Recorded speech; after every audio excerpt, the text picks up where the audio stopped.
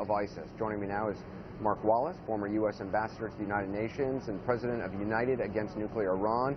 Here with me, outside the UN, is Jim Sciutto, Chief National Security Correspondent. Also joining us, Christian Amanpour, CNN Chief International Correspondent. Christian, I know you just spoke to Secretary Kerry about just what the President hopes to accomplish in the meeting. What did he tell you? Well, of course, he is very, very clear that this campaign is going to go on for as long as it takes with an alliance, and also there are other factors that the President alluded to in his speech and Secretary of State Kerry told me about as well, which was ending the flow of foreign fighters, the subject of the Security Council meeting ahead, which was cutting off the funding for extremist groups in Iraq and in Syria, and which was also ending the basically hateful ideology that they promote, which many Arab leaders, many Muslim leaders are now saying does not speak for our Islam. So they're trying to really delegitimize ISIS and what they stand for. Here's what the Secretary said to me about how long this is going to take. Well, there's definitely a second day, and there'll be a third and more. This is going to go on. The President's been very clear that we're going to do what's necessary to get this job done. So the answer is this will go on for some time in various forms.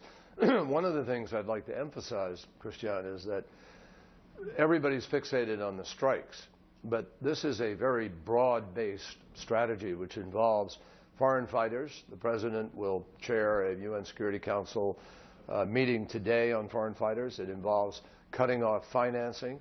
It will involve major effort to reclaim Islam by Muslims, by those to whom it belongs. And I think you will hear more from the Grand Mufti of Saudi Arabia, from the Council, from people all around the world who are outraged by what ISIL is doing to Islam.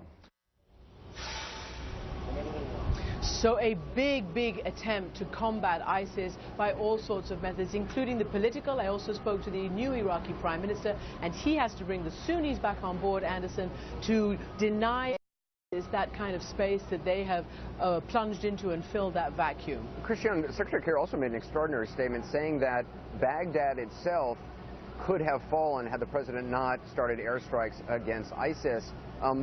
You know, I was there around the time when ISIS started to make advances. Nobody in the U.S. was saying that there was a real chance that Baghdad itself would fall. What did you make of that comment? Well, here's the thing. He did say that, and he also said, in response to my question, we're not seeing after 6 weeks any dislodging of ISIS, a major dislodging of ISIS from the positions that they're dug into. He said, look, air power has worked to an extent. He did make that statement about preventing Baghdad from falling, but he also talked about relieving the sieges of towns like Amerli and the Sinjar Mountain. He talked about reclaiming the important Mosul Dam and staving off the taking of the Haditha Dam. But all of that, you know, I think perhaps maybe some of it might have been rhetorical, but he did say in broad, what we've done is stop the onslaught of ISIS. Jake Tapper also joins us from Washington, host of The Lead. Jake, it is extraordinary how we are now in the United States is now in a situation that is really, once again, dependent on the capabilities, the political and military capabilities of the Iraqis to actually fight ISIS on the ground. It is, and all the more so that it's from this president who obviously was elected promising to end the war in Iraq, not to mention, of course, his Nobel Peace Prize. But look, I think what we heard today from President Obama was perhaps a more forceful denunciation of not just terrorism, but the root causes of terrorism in the Muslim world that we've ever heard from him before. He denounced sectarianism. He denounced ideological extremism.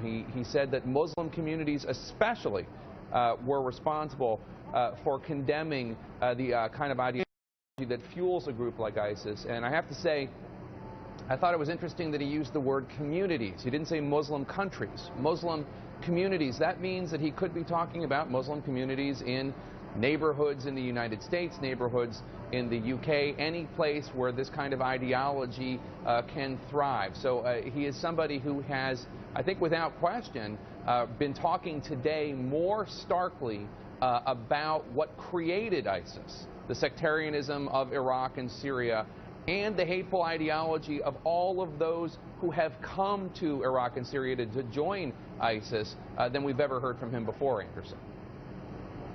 Mark Wallace, former U.S. ambassador to the United Nations. I mean, the president, just in minutes from now, is going to be chairing, lowering the gavel on this UN Security Council meeting about stopping the flow of foreign fighters to some of these countries.